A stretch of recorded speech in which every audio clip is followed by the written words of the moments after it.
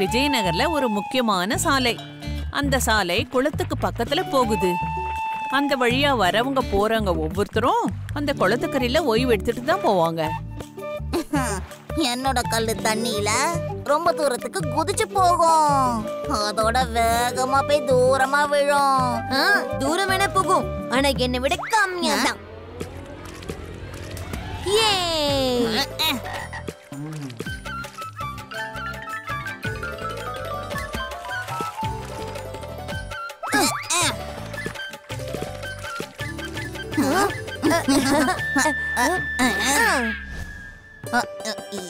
இது என்ன இது கல்லு? இதுல ஏதோ எழுதி இருக்கு.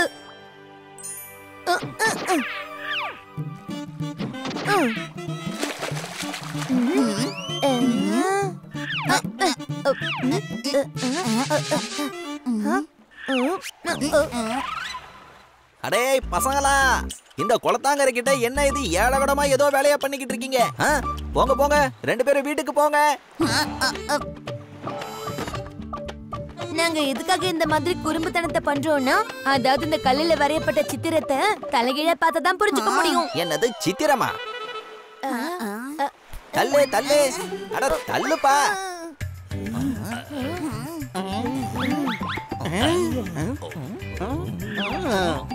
இது என்னமோ எனக்கு ஒரு கழுத மாதிரி தெரியுது. கொம்பும் உடைஞ்சு போன பானை. ஆனா இதுக்கு அர்த்தம் என்னவா இருக்கும்?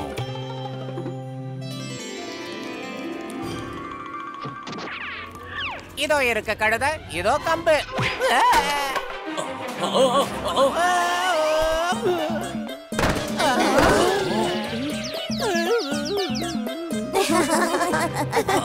நான் நல்ல புத்துணர்வோட யோசிச்சு பாக்குறேன்.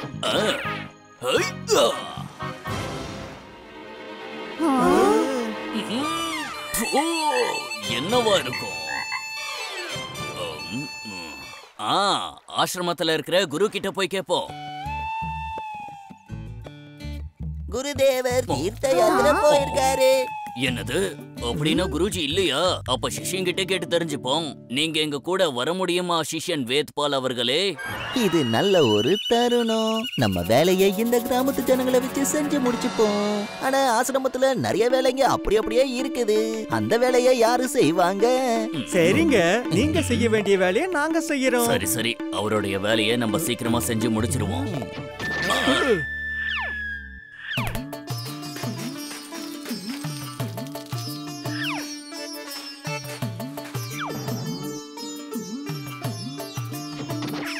குருதேவர் அங்க இல்லாத காரணத்தினால கிராமத்து ஜனங்க அந்த டிராயிங்க என்னன்னு புரிஞ்சுக்கிறதுக்காக அங்க இருந்த சிஷ்யரை அந்த இடத்துக்கு கூட்டிட்டு வந்தாங்க. அந்த சிஷ்யன் வேத்பால் அவர் தன்னையே ரொம்ப புத்திசாலின்னு நினைச்சுக்கிட்டு இருந்தாரு. அவர் அந்த கல்லுல வரையப்பட்ட டிராயிங்க அங்க இருந்த அப்பாவி கிராமத்து ஜனங்களுக்கு ரொம்ப கடினமானதுன்னு நம்ப வச்சாரு. இது ரொம்பவே கடினமானது. ஆனால் எனக்கு கடினமானது இல்லை. இந்த கம்ப பாக்குறீங்க இல்லையா? இது ஒண்ணு சாதாரண கம்பு இல்ல, இது ஒரு மாய கம்பு. அப்புறம் இங்க இருக்காரே ஒரு மனுஷன். மனுஷனா? மனுஷன் எங்க இருக்கான்? கம்பு வச்சிருக்காரே அந்த மனுஷன். அடடா சிஷ்யரே, பார்த்தா அப்படி தெரியலையே. அதாவது கம்பு யாரோ பிடிச்சுக்கிட்டு இருக்கிற மாதிரி. அப்படியா? இந்த அளவுக்கு உங்களுக்கு புரியுதுன்னா அப்ப நீங்களே புரிஞ்சுக்க வேண்டியதுதானே. நான் இப்ப நீங்க பெரிய ஞானி, நீங்களே சொல்லுங்க. இப்ப சொல்றேன். இதோ இந்த மனுஷன் கையில ஒரு மாய கம்பு இருக்குதே. அவரு சாதாரண மனுஷன் இல்ல, இந்த விஜயநகரத்தோட நாயகன். அவரு பல வருஷங்களுக்கு முன்னாடி இந்த விஜயநகரத்தை பாதுகாத்துக்கிட்டு இருந்தவரு தன்னோட உயிரை தியாகம் பண்ணிட்டாரு. என்னால பார்க்க முடியுது. அதாவது இந்த வழியா போற எந்த ஒரு மனுஷனும் இங்க இருந்து இவரை வழிபடாம போனாங்கன்னா அந்த உடைஞ்சு போன பானை மாதிரி நஷ்டம் ஏற்பட்டு அந்த கழுதையா அவரும் மாறிடுவாரு. ஆனா பாவம் அந்த கல்லால பேச முடியாது. பாவம் அந்த ஜனங்களும் அதை நம்பிட்டாங்க. அப்புறம் அந்த கல்லுக்கு பூசாரியா அந்த ஆசிரமத்தோட சிஷ்யன் வேத்பாலையே ஆக்கிட்டாங்க. அவன் அந்த இடத்துல இருந்து தப்பு தப்பா மந்திரங்களை சொல்லிக்கிட்டே இருந்தான். இந்த கல்லுக்கு பாலாபிஷேகத்தை ஆரம்பிங்க. நான் பண்றேன். எவ்வளவு நல்லா பண்ணிருக்க பாருங்க. போதும் ரொம்ப ஆயிடுச்சு. அந்த பாலை என்கிட்ட கொடுங்க. இதே மாதிரி எவ்வளவு நாளா நடந்ததுன்னா, அதாவது அந்த ஆசிரமத்தோட குருதேவர் சில மாசங்களுக்கு அப்புறமா தீர்த்த யாத்திரையில இருந்து வர வரைக்கும்.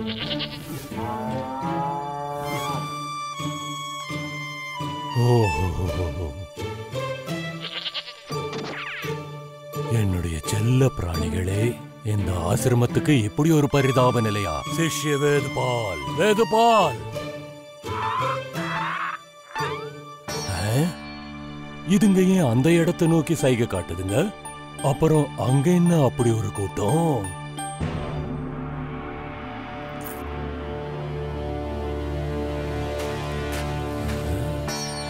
இது என்ன?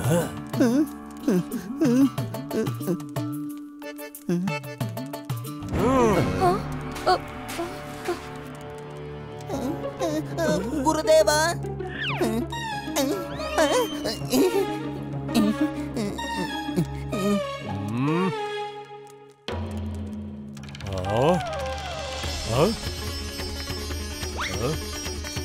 அட நீங்க என்ன பண்றீங்க?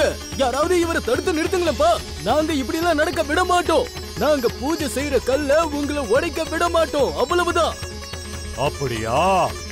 இல்ல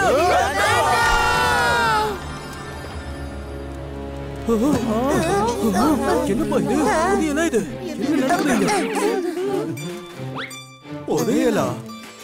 இந்த கல்லுல வரையப்பட்ட சித்திரம் என்ன சொல்லுதுன்னா, நாம ஏதாவது ஒரு இரும்பு கம்பியால இதை உடைச்சோம்னா உங்களுக்கு புதையல் கிடைக்கும்னு. அப்படி செய்யாதவன் சரியான கழுதைன்னு சொல்லுது. அப்படி நாம நம்ம புத்திய பயன்படுத்தாம கண்மூடித்தனமா மத்தவங்க பேச்ச நம்பினா இப்படிதான் முட்டாளாகிட்டே போவீங்க. என்ன மன்னிச்சிருங்க குருதேவா. இந்த புதையல் இந்த கிராமத்தோடது. அதனால இந்த சாலைய பழுது பார்க்க இத பயன்படுத்திப்போ. அதனால நகரத்துக்கு போற மக்களுக்கு வசதியா இருக்கும். If you like this video, subscribe to our channel Murthy Media.